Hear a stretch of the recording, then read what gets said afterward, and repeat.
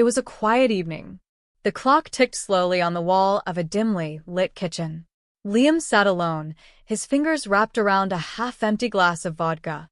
The bottle beside him was nearly drained. A few pickles lay untouched on the plate. Outside, the wind whispered through the autumn leaves, echoing the loneliness in his chest. Just a month ago, this kitchen had been filled with laughter and warmth.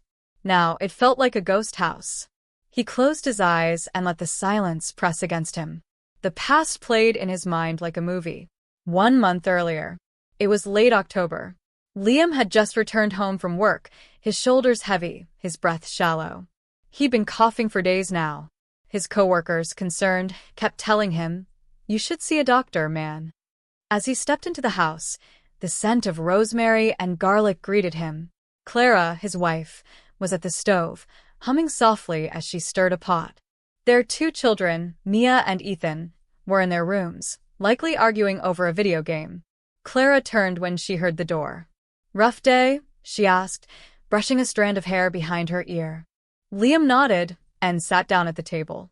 "I'm exhausted. And this cough, it's not going away." "You need to see a doctor," Clara said, concern darkening her eyes. "It could be something serious." Liam didn't want to argue. Clara was always right when it came to health. "Fine," he muttered. "I'll go tomorrow." She smiled and brought him a cup of hot tea. As she walked away, Liam watched her. She was still beautiful, simple, gentle, strong.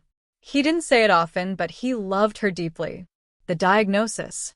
The next day, Liam went to the local clinic. After some tests, the doctor frowned at the screen. "You have pneumonia," he said. "I need to admit you.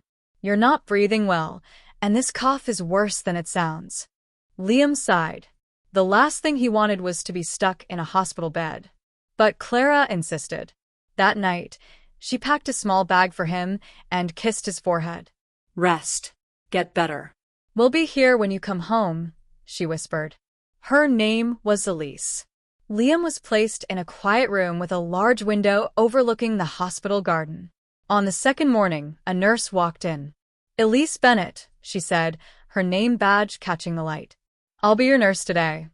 Liam looked up and saw her, tall, slender, with deep green eyes and chestnut hair tied in a simple bun. She wore no makeup, and her smile was soft but distant. Something about her presence made the air feel lighter. "Thank you," he mumbled, suddenly aware of his messy hair and hospital gown. Elise went about her duties with care. She spoke little, but when she did, her voice was gentle. Over the next few days, Liam began to look forward to her visits. He tried to make her laugh. She did, once or twice, but her smiles never reached her eyes. Liam found himself watching the clock, waiting for her shift. He told himself it was harmless. Just gratitude. Just admiration. An unexpected truth. On the 4th day, Liam saw a tall man in a brown coat waiting outside the hospital gate.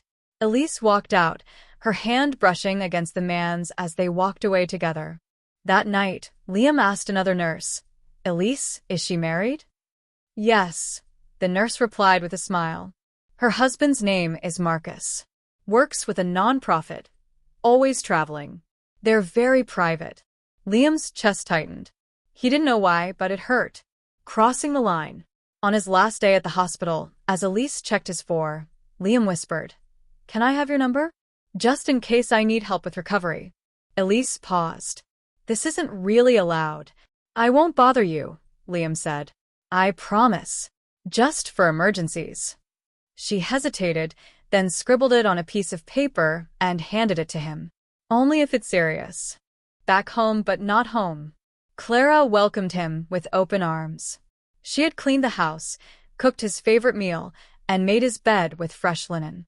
But Liam couldn't stop thinking about Elise. Days passed. He grew restless. He imagined her voice, her touch, her eyes. One morning, when Clara took Mia to her piano class and Ethan was at school, Liam made the call. "Hi, Elise? I think I need another antibiotic shot. Can you come here? I'd rather not go back to the clinic." There was a long pause. "Liam, that's not how this works." I'll pay, he added. I just feel safer with you. Elise sighed. Okay, just this once. The collapse. She came that afternoon. Liam had set the room just right. He opened the door with a wide grin. Hi, he said, stepping too close. Where's your wife? Elise asked, eyes scanning the hall. Out. Just us here. When she stepped inside, Liam closed the door gently. Then, without warning, he leaned forward and kissed her. Elise pulled back, eyes wide. What are you doing? I thought. No, she shouted, backing away. You don't know me. This is wrong. I was trying to be kind. Just then, the front door opened. Clara stood there, holding Ethan's school bag. She was pale, her mouth slightly open. She didn't say a word. Elise whispered, I'm sorry, and rushed past Clara, out the door. Clara didn't scream. She didn't cry. She simply looked at Liam, her eyes hollow. I'm leaving, she said softly.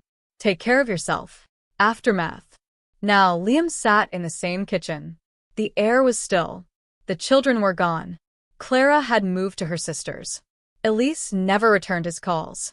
His house echoed with silence. Liam stared at an old photo of their family trip to the lake. Clara was smiling. Mia had mud on her cheeks.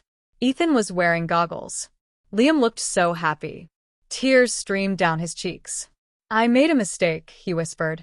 I lost everything for a dream that wasn't real. A year later, the house remained quiet. Liam had stopped drinking. He joined a community group, started painting. But the void was still there. One rainy evening, he saw Clara at the supermarket. She looked older, but still graceful. Ethan held her hand. Mia walked ahead, taller now. Liam stood in the aisle, frozen. Clara saw him. Their eyes met. She gave a small nod. Not forgiveness. Not anger.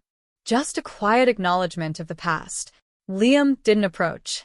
He turned away and left, heart heavy but clear. Final words. Love is not about beauty or charm. It's about loyalty, effort, and quiet moments shared in the chaos of life. Liam learned that too late.